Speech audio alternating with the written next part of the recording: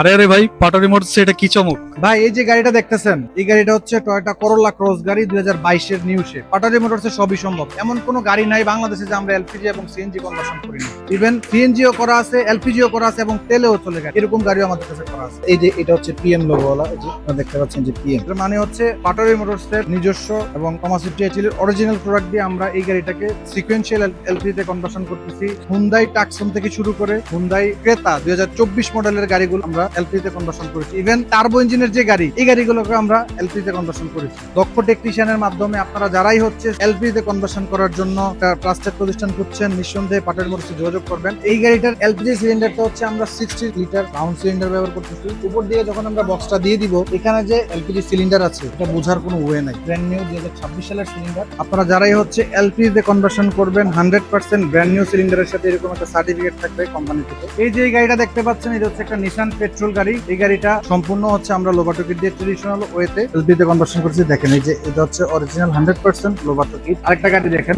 এই গাড়িটা হচ্ছে সাসপেনশনের কাজ করার জন্য কাস্টমার নিয়ে আসছে, আমরা এটাকে সাসপেনশনের কাজ করব। এটাকে আমরা সাসপেনশনের জন্য ওই যে র্যাম্পে উঠানো আমরা সাসপেনশনের কাজ করব। ইভেন এই পাশে একটা এক্সিউ গাড়ি আছে, এটাতে আমরা অলরেডি ইঞ্জিন ওভারহলিং করে লাগিয়েছি। পাটারি মোটর A to Z সব ধরনের গাড়ির ইঞ্জিন, সাসপেনশন, গিয়ার বক্স এবং হচ্ছে আপনার হাইব্রিড ব্যাটারি থেকে শুরু করে সব ধরনের কাজ করে থাকে। তো আর দেরি না করে এখনই আমাদের স্ক্রিনে দেওয়া নাম্বারে যোগাযোগ করবেন। পাটারি মোটর থেকে আমি রেজা, সবাইকে বিদায় জানাচ্ছি। আসসালামু আলাইকুম।